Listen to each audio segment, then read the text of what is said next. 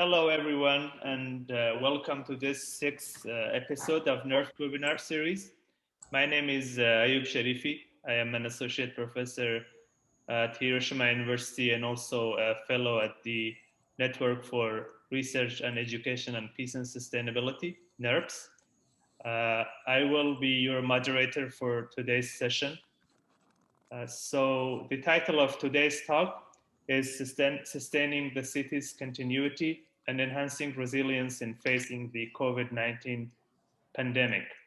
And the speakers are Professor Ali Cheshmehzangi, and also we have Dr. Leila Irajifar as the discussant. Before we start, I would like to briefly explain the structure of this webinar.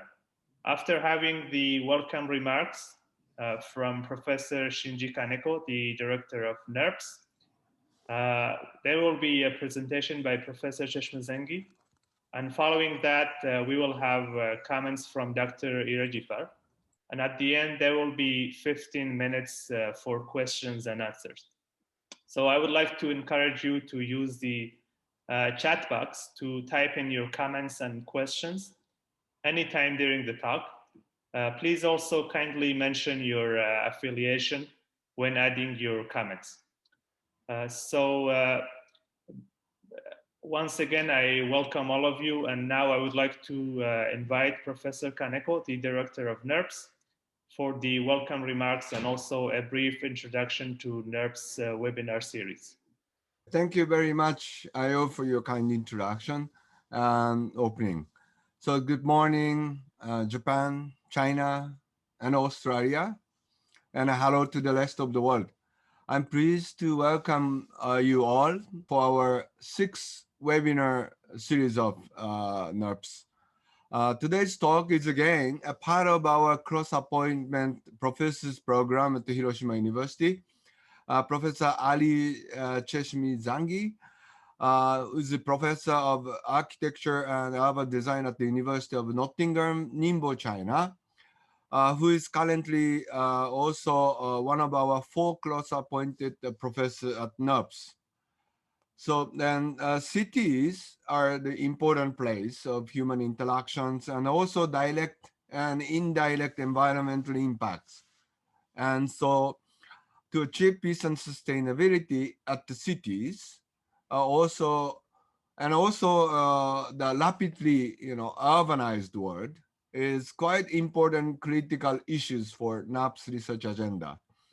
In particular, today's topic is very relevant to the region where Hiroshima University is located, as we set up our town and gown office this year to closely work with the city government on SDGs and other local challenges.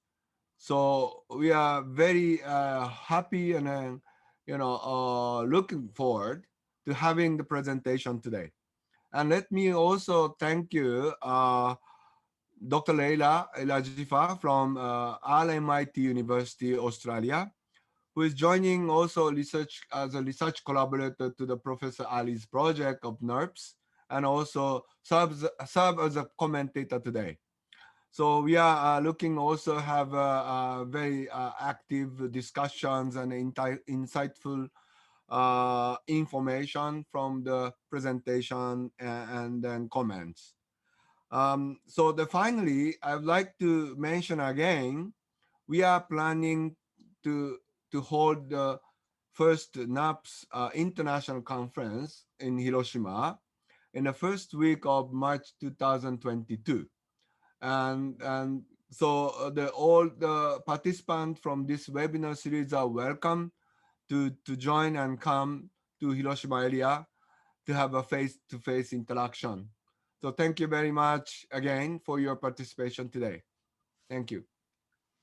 Thank you very much, Professor Kaneko, for the comprehensive introduction. Now I'm honored to introduce our distinguished speakers. First, I would like to introduce Professor Cheshmehzangi. He is a full professor of architecture and urban design at the University of Nottingham, Ningbo, China, and also We're very happy to have him as a visiting professor at Hiroshima University. He has published a lot of journal papers and also many books on issues related to urban studies. And his two recent books are published in last year, titled Identity of Cities and City of Identities, and also The City in Need. That in both of them, he also covers issues related to today's talk. He's an urbanist by heart and also by profession, with qualification, practice, experience, and also research profile in urban design, sustainable urbanism, and sustainable development.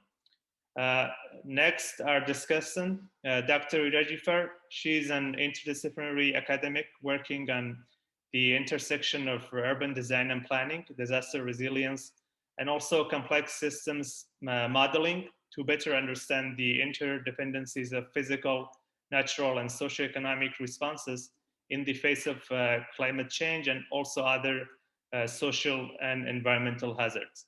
Leila is also the program director in the Master of Disaster Design and Development at RMIT University in Melbourne, Australia. And as Professor Kaneko mentioned, she's also a collaborator to Professor Cheshmehzangi's project with NERPS. So without further ado, I would like to invite Professor Cheshmehzangi for his talk. The floor is yours, and we look forward to your talk. Very good morning to all, and good afternoon, good night, good evening, wherever you are. I would like to first thank the organizers. I would like to thank Professor Kaneko, Professor Sharifi, and Professor Irajifar for the support, as well as hosting this event. I'll try my best to be as brief as possible, but I prepared for 30 minutes, but I think I would probably have about 20 minutes to finish the talk. I'm going to talk mainly about sustaining the city's continuity and enhancing resilience, especially for the COVID-19. This is an area which I think it's quite important for us to talk about, mainly because we are living in a very much connected world these days. It's very much different to what we had in the previous outbreaks, previous bigger outbreaks. In fact, we are continuously dealing with outbreaks, but not all of them are as big as the one we are having at the moment. Previously, we also had two coronaviruses that became outbreaks and they became epidemics. SARS in particular was quite new as a disease. It was a new disease. And MERS also was relatively new. But then luckily, they were not as bad as the one we are dealing now, due to different reasons. But also one of the reasons is that we are living in a very much connected world compared to 20 years ago, 18 years ago. So we travel quite a lot. We have a higher level of transportation. And as a result of that, we are not really, it's not as easy as before to manage such outbreaks. Part of what I'm going to talk about is concerned or related to the book, The City in Need. Okay, I think people are suggesting that my voice is breaking, so I'll try to back up so I can perhaps use the microphone. Just a second. We tested the voice in the morning, but apparently it's not so perfect.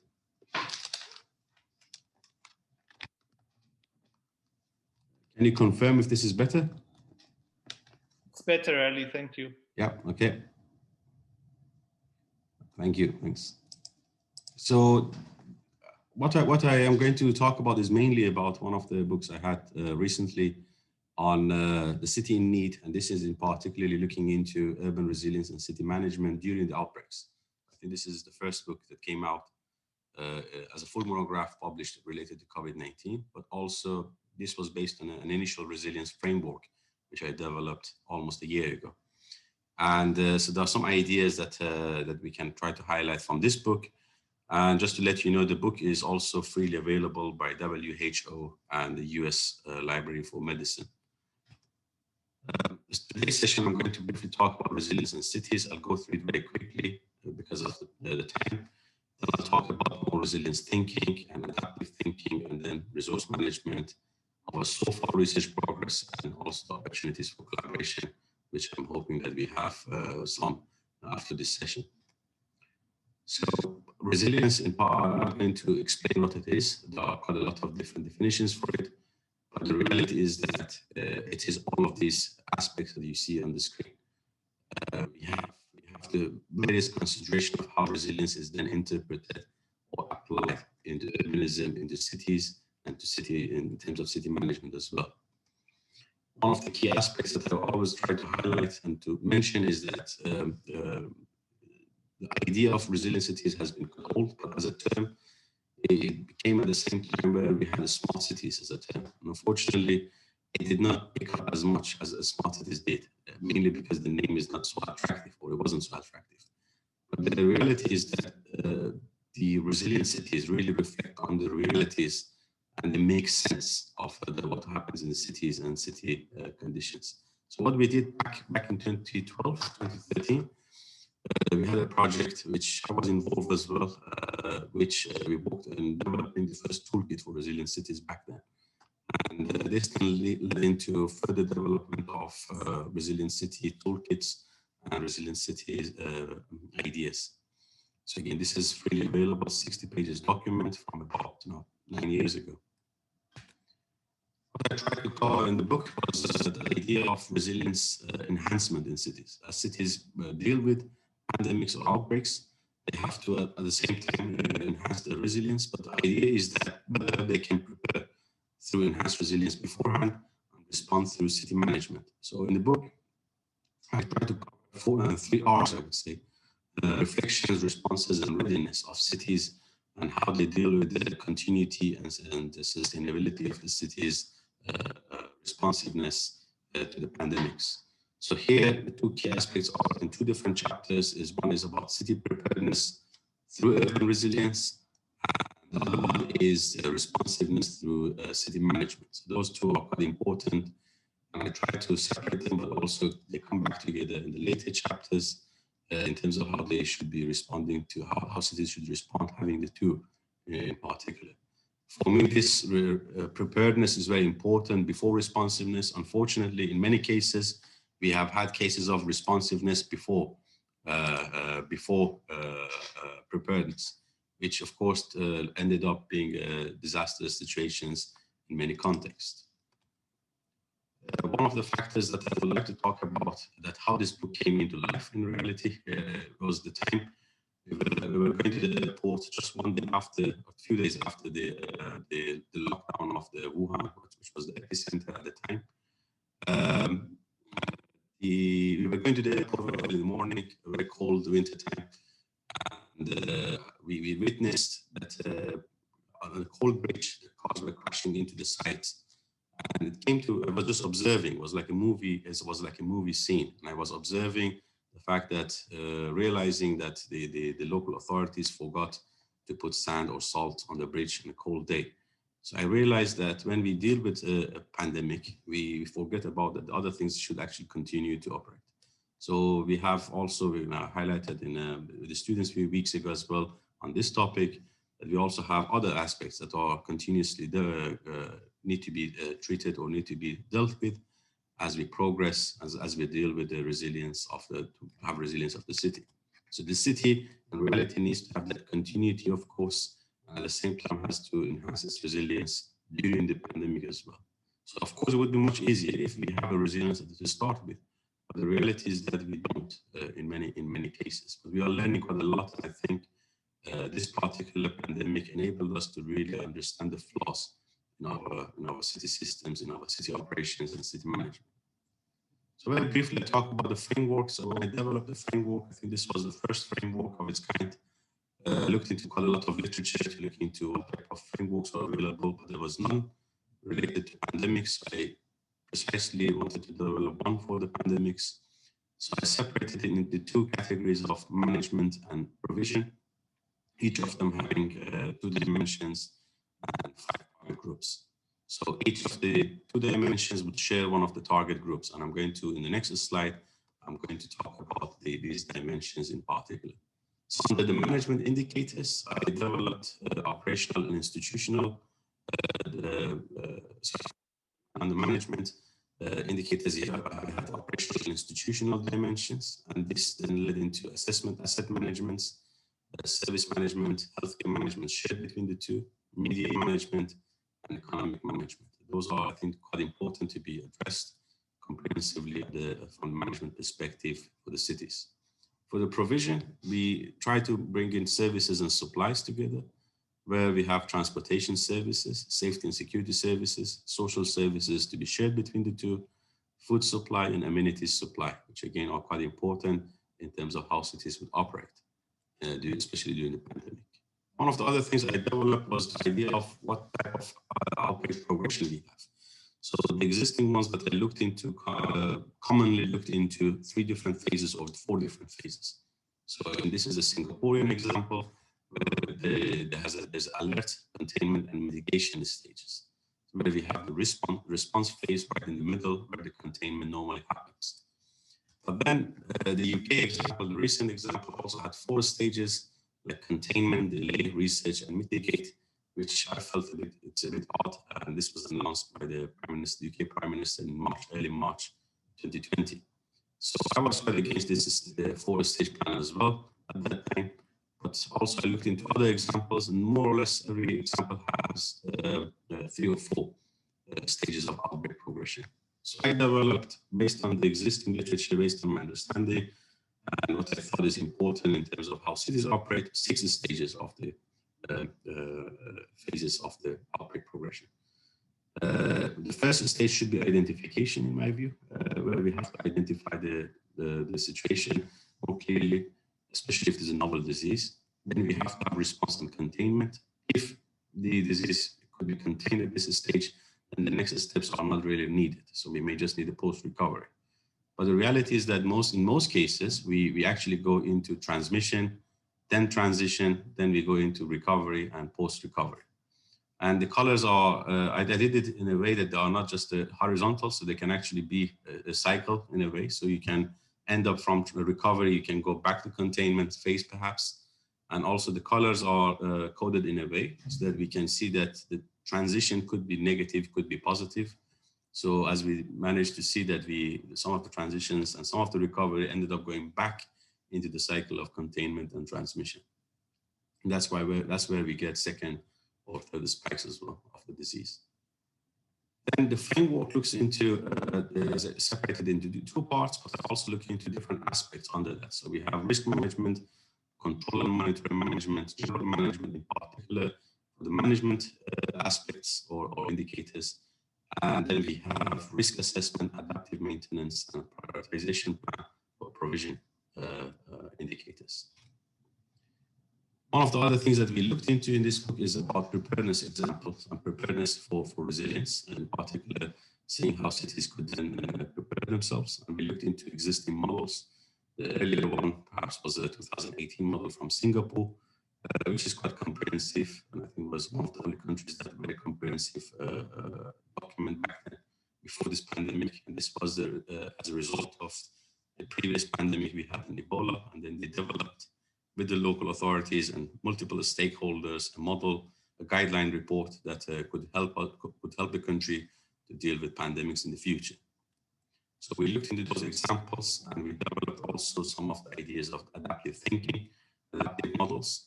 And I'm going to highlight very briefly adaptive thinking in this presentation before we go into the next steps.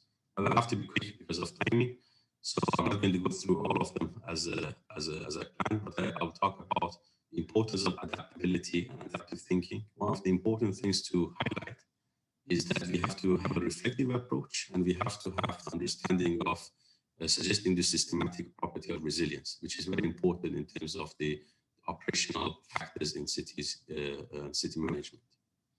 And one of the things I'd like to highlight here very briefly, again, through some examples, is about resource management, how we can be looking into resilience-based resource management at multiple scales. We can't just look into one scale. So I'm going to very quickly talk about few of these scales separately. So the larger scale and the sub-regional is the coordination and management that happens. So I wrote a very short article on COVID-19 and small Commonwealth Oceania countries. Those are the countries that had a good regional coordination between them from from the early stages of the pandemic.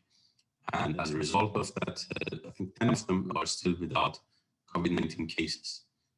And there are stories with that. So a very short article I wrote, and which summarizes the importance of closing the borders, coordinating between them, those countries, and trying to make sure the economic and social development continues as part of the continuity and sustainability of that region. Of course, there are still significant impacts on the economy, and this we cannot neglect. But also the adaptive use of resources. So this is an image from Hong Kong Airport, and you can see one of the examples that were highlighted also in the book, but also highlighted in many literature, is how we can adaptively use our resources, such as airplanes, to rather than transferring passengers, we can have goods, and especially the essential goods, to go between regions or different countries. In terms of regional thinking, we're also looking into regional production. So this is very important. We see the importance of supply chain in particular. An adaptive mode of production is also very important. This is nothing new. This is something which is commonly practiced during the wars. So during the wars, many production goes into different type of production. For example, if they produced metal plates or metal equipment, they would then shift into developing bombs or shells or tanks. So this is very common in the war time. Also, in terms of food production is very important. So we have to create a healthy production chain, which is very important. This also enables us to really think or rethink our production in terms of the supply chain, in particular at the regional level. It helps us looking into essential supplies and products such as food are quite important. Unfortunately, food doesn't come to our table from as it's shown in this photo. We don't take our trolleys to farms and get food like that. So it's quite, the process of getting food on our table is quite complicated. And most of us have experienced in this pandemic 2 or 3 weeks at least of disruptions in having our food supplies to be provided. But also one important factor which has highlighted here is the urban-rural relations, which are very important, especially that we are urbanizing fast in this part of the world. Most of the countries are towards urbanization if they are not urbanized. And it is important to really highlight the urban-rural relations, which I think should be a highlight in future studies as well. Adaptive planning and reuse of spaces, modes of operation, we're thinking of our urban systems, regardless of what is important, whether we should have more temporary beds or we should have more beer to be distributed. And regardless of that, we need to think about adaptive uses of operations of spaces as much as possible. Or the other aspects in the city level, we can look into the prioritization plan, making adaptive use to become reality and supporting the essentials. These are different examples from different parts of the world, looking into how transportation, public transportation was used for perhaps checking the patients, receiving patients, and temporary hospitals, let's say. Then looking into community level, one of the aspects which was really important is to think about voluntary support, especially at the community level, which we've seen quite a lot in China and Japan as well, enhancing social services, which I believe, based on what my reports in the book as well, goes into decline quite significantly, and supporting more vulnerable groups. I'm not sure, I will touch on this vulnerability a bit later as well. So one of the things which I highlighted is that resource management is very much business-oriented or management topic, but the important thing is that it is really very much related to our communities as well. So if the description above, if you just replace the word business with communities, it sounds actually much better as well. So we talk about maximum efficiency, allocating resources, organizing and managing the planning as much as possible. So our so far research, we looked into early strategies and lessons learned for cities and urbanism. So we developed a paper as part of that. We had a document on preparation protocol, in particular if we had second or third rounds of the pandemic or the spikes. We looked into safety and control guidelines. We looked into household and energy use impacts, urban density issues, public place and urbanism. So very much related to cities, but a very wide range of topics. The first one was published, or maybe second one was on adaptive measures for public places. So I developed 10 adaptive measures, or suggested 10 adaptive measures based on the conditions. This was very early. This was in March 2020. So we really look into safety control measures as much as possible in cities and urban spaces, which I thought could be quite important for urban designers and planners. This led into the further arguments, further discussions on safety and the control measures. We looked into also the sectoral and system-based discussions.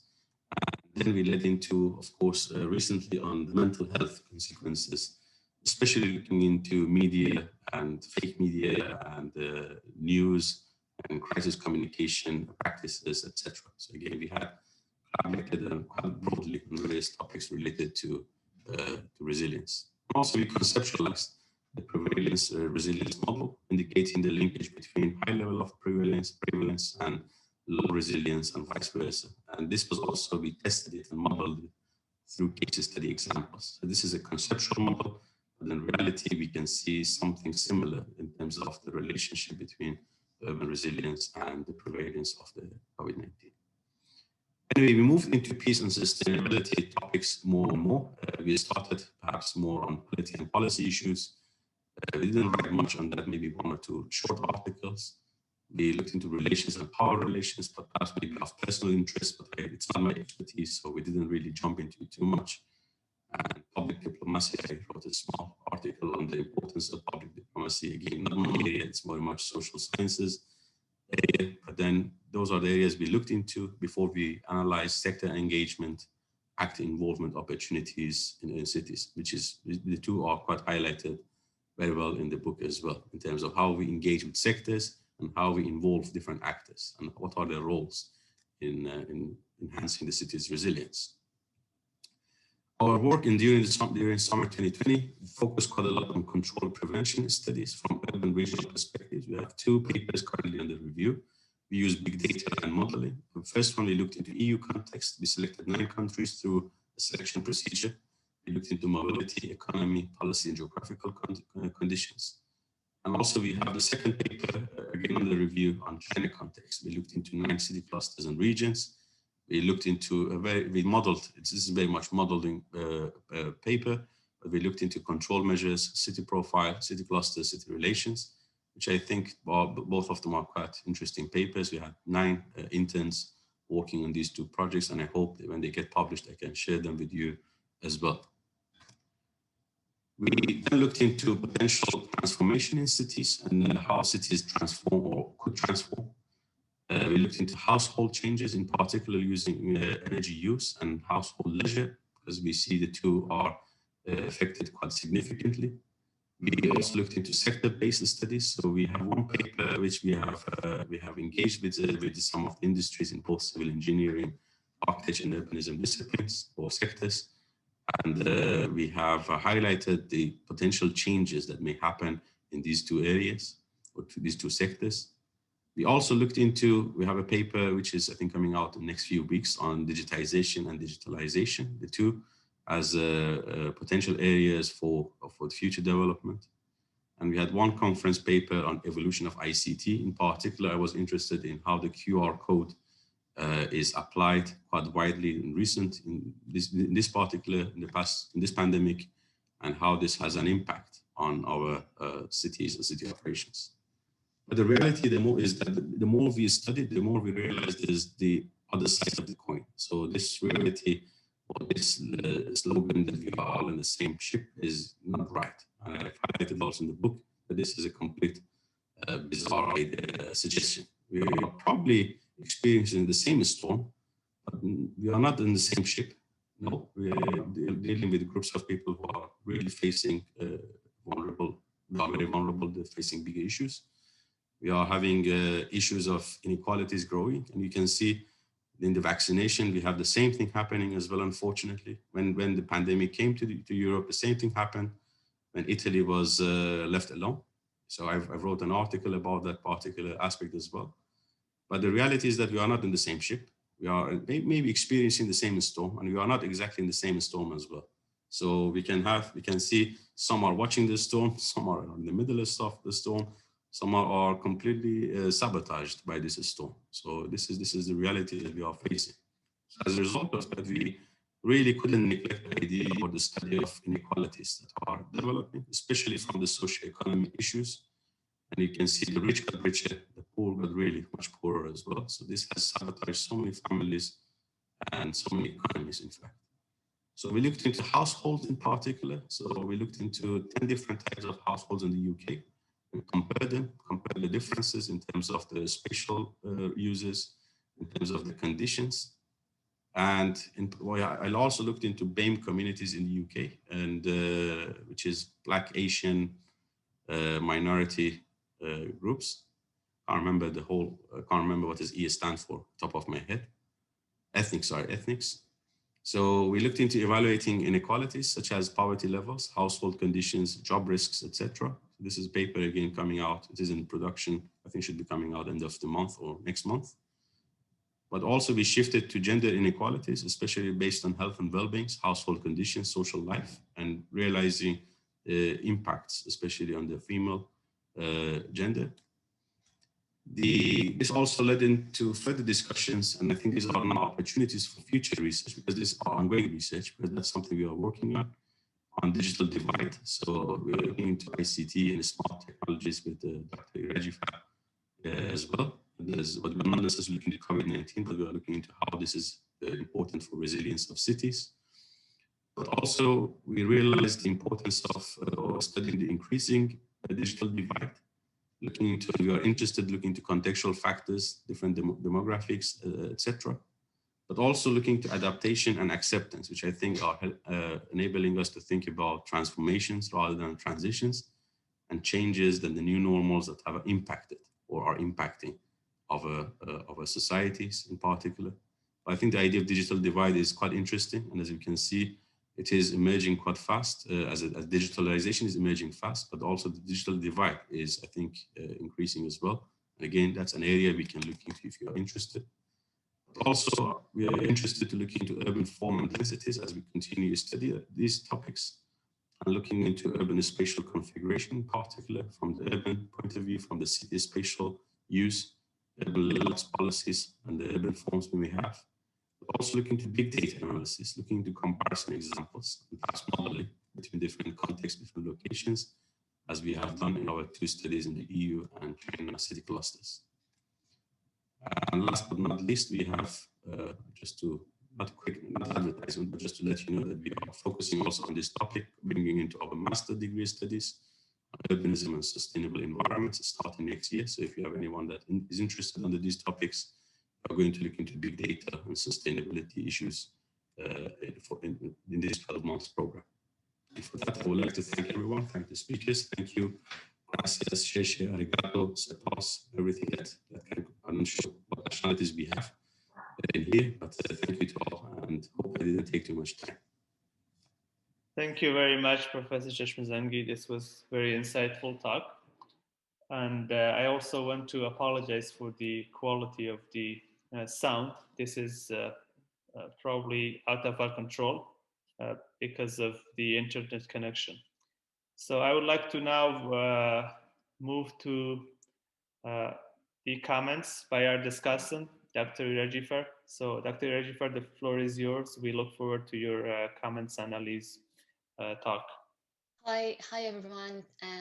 Thank you, Ayub, Ali, and Professor Kaneko for inviting me. And thanks, Ali, for such great talk on your recent research and book. It is indeed a very timely contribution to this, ever-growing critical field in urban studies. Well, I've been working on resilience, in resilience field for about 10 years now, but I'm not an expert in public health and, pandemic management. So I would like to just highlight a few points which are more related to my expertise in Ali's talk, which I found them really critical in advancing resilience thinking topic, and then I'd like to end my bit with one or two questions from Ali to just open the discussion for the audience as well, just for exchanging ideas. So I'd like to highlight a few keywords from Ali's presentation. Keywords like resilience thinking,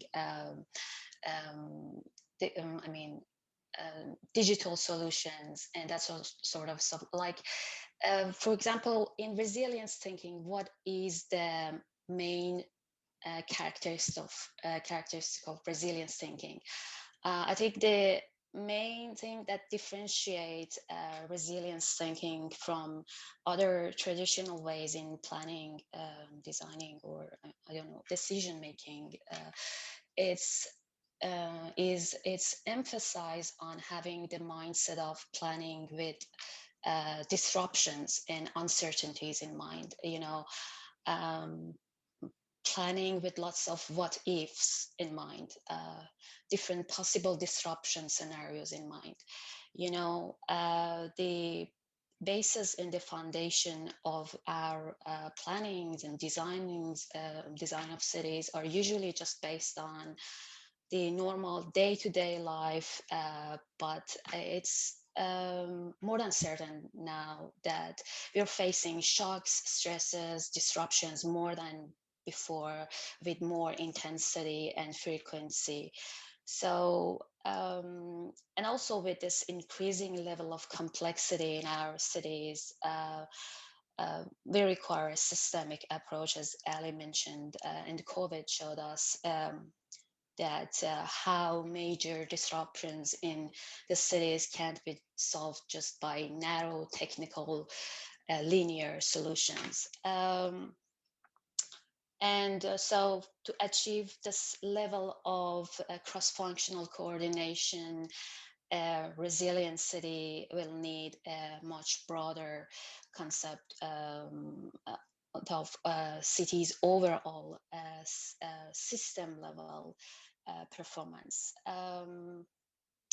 So basically, I think adopting a resilience thinking approach, we need to rethink about our priorities, and especially the role of the concepts like efficiency or optimization in our plannings or designs. The science of systems engineering, we know that teach us that when we try to optimize one part of a complex system, like city, we can end up destabilizing the system as a whole. So we see that in global supply chain. Surely one of the most efficient components of the international economy was supply chain, which was nearly collapsed in recent months in many cities. So it's really important to promote the use of this systemic resilience thinking, to understand the interactions, like tipping points and feedback loops in the urban systems. The other thing that I wanted to point out is the importance of factoring in this resilience thinking in our education system as well, to give that mindset to our future practitioners, to incorporate that disruption planning mindset in their designs and plans. I don't know, decision making, policy making, everything. That was one point about the systemic resilience thinking. The other keyword that I want to highlight is the smart and digital solutions, or big data, machine learning, and etc. That Ali, very well mentioned the importance of it. We all know that how big data and digital solutions helped us in dealing with COVID, and like using new analytical tools and techniques in simulation of dynamics of crisis, how to track and trace the patients, and network analysis, agent-based models, and everything. To understand how shocks the pandemic started, emerged, and propagated, and all that. But one of the impacts of COVID on global economy was this really strengthening of tech companies and mass online shops, and all that, along with all those benefits that tech and digital solutions bring in this area. We need to be careful. We need to be aware of the downside as well, the possible adverse consequences that these tech-focused solutions may bring in. They might bring in more equity issues, or ignoring the underlying problems in the community. Like we know that disasters exist, as Ali mentioned, the disasters exacerbate pre-existing inequalities in areas like income, education, and everything.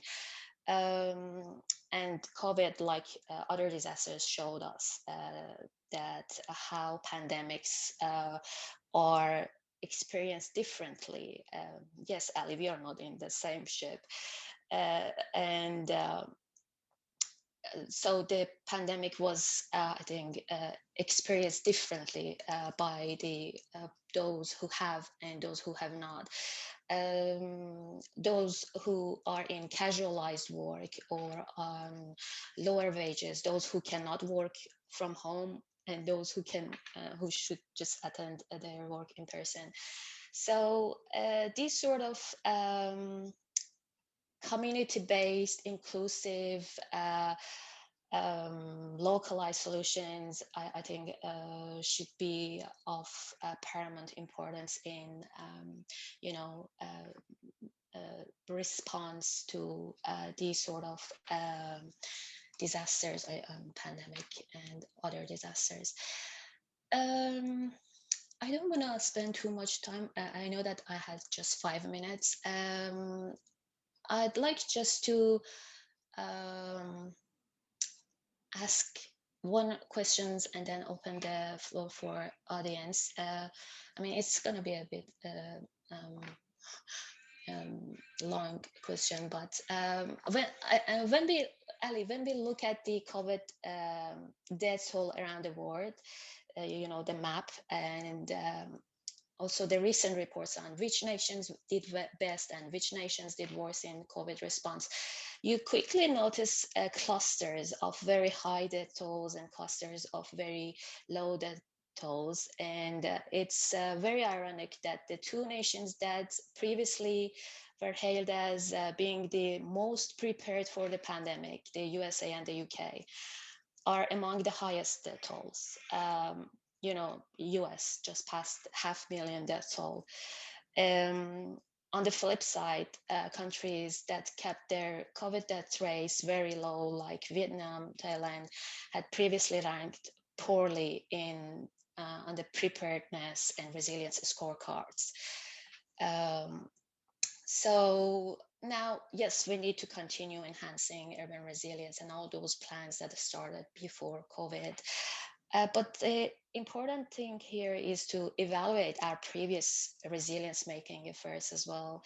Because as we all know, for example, New York had such advanced urban resilience plans and efforts. And but yeah, as we know, it didn't worked well in response to pandemics. They even had this very detailed pandemic response plan from years ago, but it didn't work. So I'd like to hear your opinion on this. Why do you think all those efforts didn't pay off? I'll briefly mention that one of the reasons I think that thanks for the question first, but one of the reasons I think that the UK and US have higher rates, to be fair with them, is that they do quite a lot of testing, and the testing is quite rigorous in those two countries compared to other countries, perhaps. But the reality is also why they failed is twofold for both of them. So we have US, and I remember very clearly and wrote it in one of the articles that on 31st of March last year, was it 31st? So the 31st of January last year, before we even had a pandemic, before this becomes even a pandemic, at that time, the COVID-19 became a global emergency, health emergency. And on the same day, the US government announced that this is a good business opportunity for the Northern American countries. So at the same time, they could have read, and this also relates to the inactions or the delays that took place at that time. And as a result of that, when they look at it from, this is clearly written, this was clearly mentioned, on the same day, this was regarded as business opportunity. And we looked into the travel in the country, and US has a very busy airspace compared to any other country globally. And then the travel was as fast, as rapid as normal, which was completely wrong. So there were people mobilizing fast, and this issue was neglected for a few weeks. And then the country ended up going into this situation. The UK was same. The UK, they ended up having this delay plan, which I was objecting personally, and I had no position in the government or anything, but I was trying to contact people that the delay plan is not the right plan. Unfortunately, they had this herd immunity idea, which could work if you are dealing with a disease that you know what is the disease. If you are not knowing what is the disease, and if you are not having any treatments or vaccines, then the herd immunity is a bit of a risk, because we've seen that even people who had the COVID-19 before, they can still get infected in the future. So this idea of herd immunity and the delay plan in the UK led into many inactions and led into a situation which unfortunately is not reversible. So I would say that this delay and this thinking of business opportunity at the beginning, this neglect led into extensive inactions by those governments. That's my point of view. Thanks, Ali. Thank you very much, Ali. Are there any other reactions to Leila's comments from your side? Yeah, I'd like to touch on the urban characteristics, the urban resilience characteristics, which Leila mentioned earlier, which I think is quite important. And she highlighted very well, what is the main, she asked, what is the main, or what are the main characteristics that we should be considering? And in the book also, I refer to this quite, I think, extensively, but we already have models for that, which we can look into. The UN Habitat developed a model in 2018, and which is really good model. So they looked into what comprises being resilient and how this can be achieved very nicely. So this model is perfectly, I can share it as well if it is needed. This is a very perfect model that it looks into different characteristics. For example, persistence, adaptability, inclusiveness, transformative, integrated, and reflexiveness. And all of these are very important in how we can really define. So there's a question of what and how. I think that's one of the important things in what UN Habitat did in 2018 model. Thank you very much. Now I'd like to open the floor for questions from our audience. And I'm happy that we have many people participating today. So if you have any questions, please put them in the Q&A chat box. So I already see one question. It's from Johan, a PhD student from Portugal. He wants to know that he says, in order to combat the pandemic, we have assumed that no one is safe until everyone is safe. Therefore, to what extent does urban resilience has connections or can be adapted to rural resilience? And how do we create a chain of city resilience globally?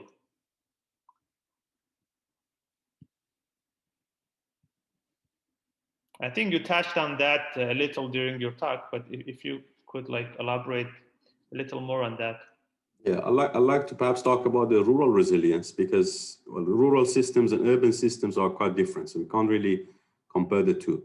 There would be I think some of the perhaps strategies could be adapted to rural resilience. For example, spatial management, And it's only some, but not all. But economically, cities and rural areas are very different. So the structures are very different.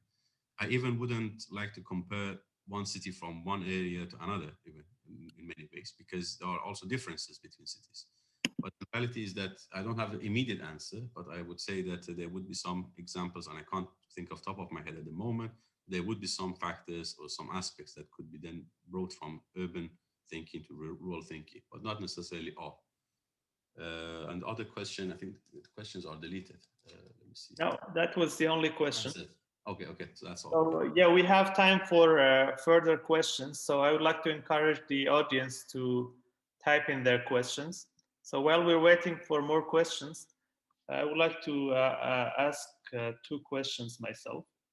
One, just to build on what Leila mentioned about the risks of relying on smart solutions. So one major issue that has been highlighted recently is that in some contexts, governments or local authorities, they use smart solutions like surveillance systems or other monitoring systems just to reinforce power relations. I wonder what's your take on that, and if you've addressed similar issues in your work. So that's the first question.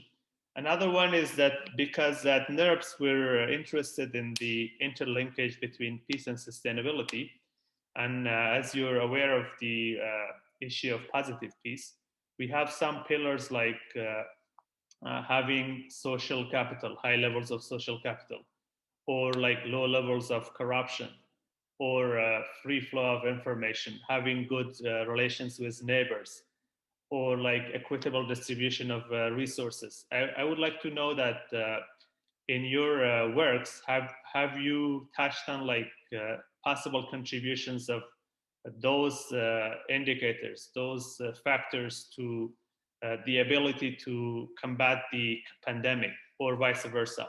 So just two questions. Yeah, on the first question on risk on the smart solutions, I've highlighted it also in the book that we would see, and that time it was early to write about it, but I wrote about it that in the name of security and safety, we are going to have much of these to be adapted by governments. Is a smart solution. So we see one of the areas which I am very dubious about is the use of AI and use of facial recognition systems in the name of security. And we are now crossing quite a lot into privacy data, private data and other aspects, which previously we neglected, but now we are neglecting more because we are now part of the flow. And this is almost forced to us. So this issue is very unfortunate. And I've highlighted in a recent article that this has speeded up that transition. So this pandemic has not become, that was already a transition, but now it has become like more transformative. So we see more of the integration of AI into urban systems, integration of the smart solutions into the urban systems much faster. Unfortunately, as I mentioned earlier as well, there are two sides of the coin here, and I'm quite dubious about how we are developing all in the name of the safety and security. And I think that's why also we have some countries, especially the more democratic countries, they are also emphasizing on these issues quite a lot. And there are a lot of protests on these topics. Some may be too extreme, but the ones that make sense, they argue. For example, we do not want to have just to have non-cash payments. And that's one of the simple things. We don't want to have cash payments. Everyone wants to have cash payments. Some people would like to have cash payments. But for example, in here where we are, I haven't seen a single banknote in my pocket for more than a year. This is reality. I haven't used the credit card. I haven't used the card. I haven't used any single banknote for more than a year.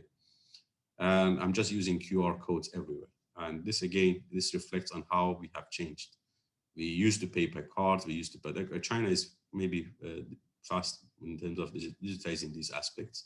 But this is, to me, is a bit, this is extreme. Then on topic of the interchangeability between the positive piece, yes, we actually, that positive piece, and 4 of the areas in positive piece are actually part of our current research that we are working with Leila as well. that we are going to address a few of these aspects, and especially looking into issues of digital divide, which is of our interest, but also other aspects in terms of the positive piece, interchangeability with sustainability factors. And again, hopefully in a year or two, we have more results to come out of that, that topic. Thank you. Thank you very much, Ali. Just two quick questions. One is from, apologies if I mispronounce it, from Silcha from Peru. He wants to know that, is it possible to generate other methods of urban analysis, for example, cognitive urban planning mapping based on the relationship of disciplines of neuroscience and architecture to approach people from the human conditions? Yes, this is very good. This is a very good example that you have highlighted. Of course, we can look into other methods of urban analysis. Urban mapping in particular is I studied it before for I think 3 or 4 years. This is a really big area, very useful area to be looked into, and we continuously actually look into urban mapping.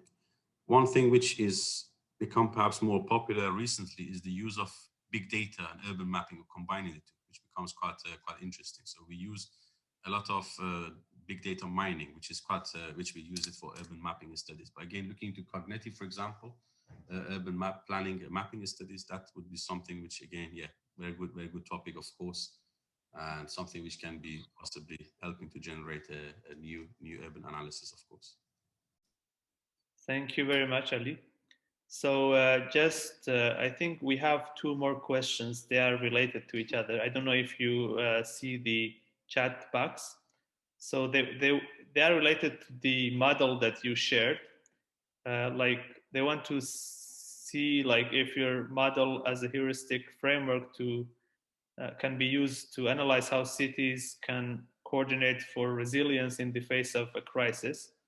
And also one from Payvant. He wants to know like how urban experimentation focusing on resilience can be effective in pre-disaster conditions.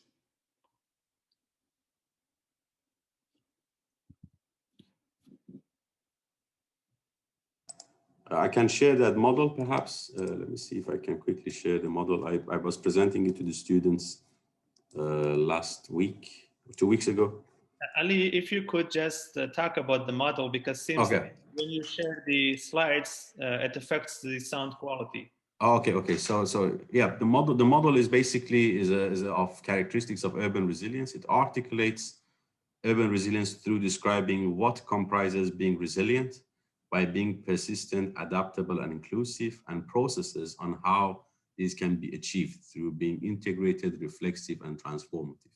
This is a word by word from the UN Habitats report in 2018. I can probably send a link later. The model is actually described on pages 22, 23 of that report. That would be very helpful. Yeah. Thank you very much, Ali. And also now I think it's almost the time to close the session. So on behalf of my colleagues at NERPS, I would like to once again thank the speakers and also all the audience for taking time to attend this webinar. And before closing, I want to invite you to visit our website at nerps.org, and please subscribe to our newsletter to get updates on our activities, including the upcoming webinars and also the NERPS conference that, as Professor Kaneko mentioned, will be held next March, between March 1 and March 5. So please get subscribed to our newsletter to get information about that. And also finally, I would like to announce here that our next webinar would be on March 18, featuring Dr. Andrea Bartoli. And that webinar would be focused on the peace process in South Sudan. So I would like to invite all of you to also take part in that webinar. So once again, thank you very much. And we look forward to seeing you again in our next webinars.